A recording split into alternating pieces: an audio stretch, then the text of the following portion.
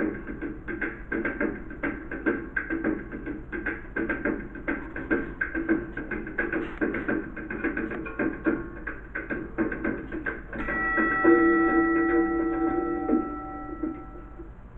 story starts off full of big dreams, excitement, everything was going well. Boxing can take you to the hemisphere, or it can take you down to places, that you shouldn't be. There's a lot of corruption in boxing.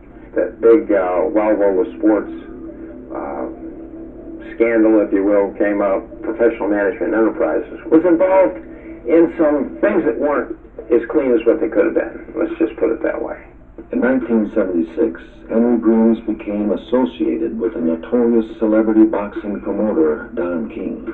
King was famous for managing some of the most important boxers of the era, but he became a central fixture in the smarmy underbelly of professional boxing. King's business strategy in the late 70s was to promote as many champions as possible. He began to sign contracts with smaller-time managers and their fighters in exchange for entry into his hotly anticipated new tournament, the United States Boxing Championships. King also had an under-the-table deal with Ring Magazine, the boxing Bible of the time. One of the scandals was involving ratings. They'll boost the record of some of these guys so they'll get bouts.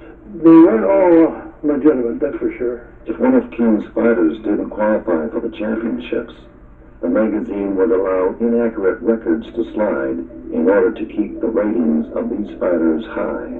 Managers associated with King also organized matches that guaranteed wins for their fighters, regardless of those fighters' skill level or safety. They take a guy like me and they give me 10 bum fights, people that hadn't had a winning record in 4 or 5 years. So I get up to 10-0 record. So then they look at the top 10, say, okay, well, hey, this guy's who's rated number 5, he hasn't had a fight in 6 months. He hasn't been training either. So let's give him 2 weeks notice, and we'll pay him a little extra money to fight this guy. I win the fight, and guess who gets rated, and guess who gets the title shot.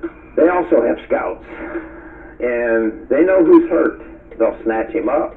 And the manager, instead of looking out for his fighter, say, hey, that's money for me. I get 50% of that stake. Did that happen with Henry Grooms? I don't know. The person promoting him wanted to be known for doing it. Were they promoting the boxers or were they promoting themselves?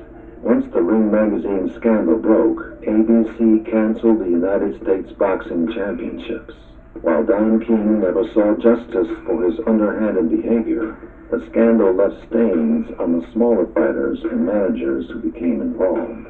When Henry Cruz was accused of fudging records, he explained that any inaccuracies in his fighters' ratings were due to secretarial errors and oversight.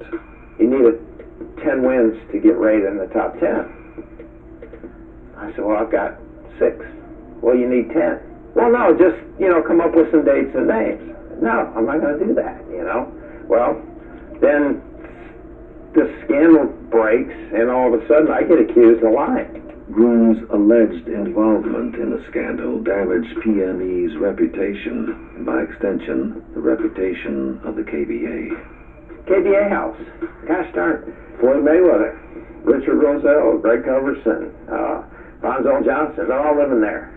They'd have a fight. Instead of getting the $10,000 in their contract, oh, by the way, we're going to charge, now we're going to take this rent out, we're going to take this food out, and then all of a sudden they walk away with a check for $2,000 and say, wait a minute, I fought for $10,000.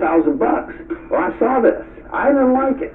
Fighters wanted out of the contract. We just didn't really know what was going on as we seen guys coming and going and the kind of feuding that would go on in the gym. I went on and had a professional boxing career in 1978. I had some managerial issues at that time, and it led to my retirement the following year. Greg Coverson decided he wanted to do something else.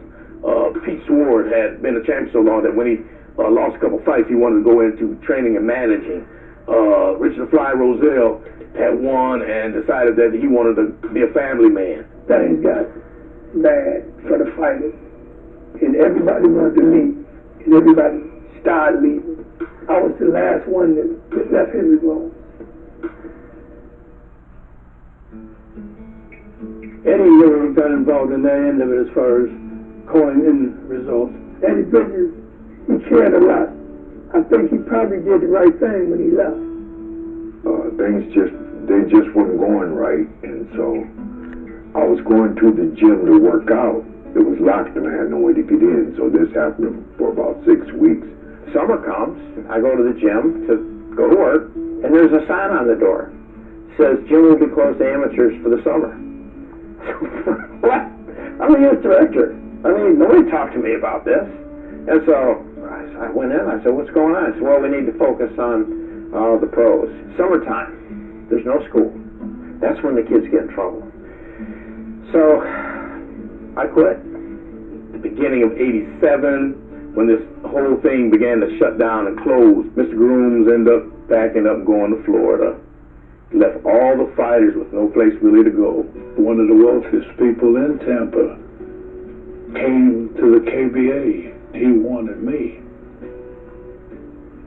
to move to Tampa and bring everything I had from the KBA. Parfit said, Henry, it's a major opportunity. You need to try to go to the next level in a bigger place. So we got a moving van.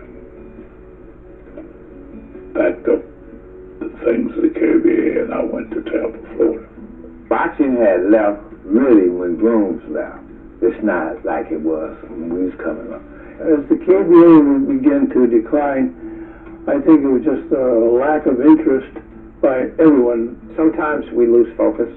I have some misgivings because I don't want to come across as being a disgruntled former fighter. Henry did a lot for the kids, and the world was a better place because of him. All of them had boxing at heart, and they all wanted to promote boxing, and young people. We had a lot of pretty good fighters come out of here.